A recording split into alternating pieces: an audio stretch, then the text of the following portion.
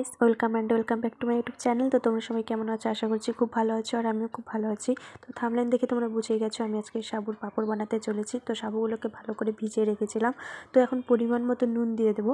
নুন দেওয়ার পর না তোমরা ভালো করে এটাকে মিক্স করে নেবে। আর যদি নাড়াচাড়া না করো তো মানে নুনটা তো মিশবেই না কোনোভাবে। তো এটা করে নিও। তারপর দেখো, ঘরে তোমাদের জানি সবার ঘরেই কোনো না কোনো কৌটো থাকে, তো সেখান থেকে তার মুটকোগুলো নিও। তারপর দেখো এখানে নিয়ে মানে যদি অনেক কিছু থাকে তো তোমরা সেটা ইউজ করতে পারো, কোনো ব্যাপার না। তো আমি বলছি লেয়ারগুলো একদম পাতলা পাতলা করতে হবে, আর যদি পাতলা না করো তো মোটা হয়ে গেলে পাঁপড়টা কিন্তু ঠিক ভালো হবে না। তো আমি এটা আগেই বলে দিলাম সে কারণে।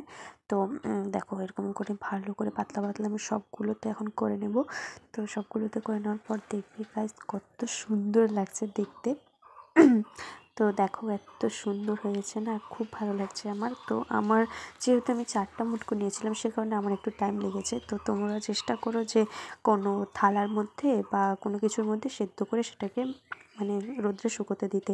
তারপর এখানে দেখো এখন এগুলোকে তো আমাকে একটু বয়েল করতে হবে, আর যদি না করি যে কারণে আমি আগে ওটাকে সেদ্ধ করে নিই সেই কারণে এখন আমি বয়েল করব।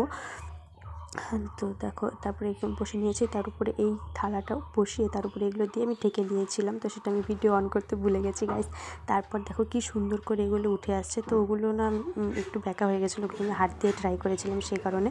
তারপর দেখো এগুলো একদম সুন্দর করে রোদ্রে দিয়ে দিয়েছি। তো তোমরাও দিও, রোদ্রে না দিলেও তার পাঁপড় কোনো ভালোই হবে না, আমি তো সেটা বলেই দিলাম। তো দেখো প্রায় আমি 2 দিন ভালো করে রোদ্রে দিয়েছিলাম। তোমরাও দিও। তারপর দেখো গরম তেলের মধ্যে দেওয়ার সঙ্গে সঙ্গেই কি সুন্দর করে ফুলে উঠছে না, তাই না? আমার তো খুব ভালো লেগেছে, আর খেতেও ভীষণ টেস্ট হয়েছিল। তো দেখো আমি একের পর একটা দিচ্ছি, তো এত সুন্দরভাবে ফুলছে গাইস, খুব ভালো লাগছে। তো আজকের ভিডিওটা এই পর্যন্তই। ভালো লাগলে লাইক কমেন্ট শেয়ার করো। Bye bye.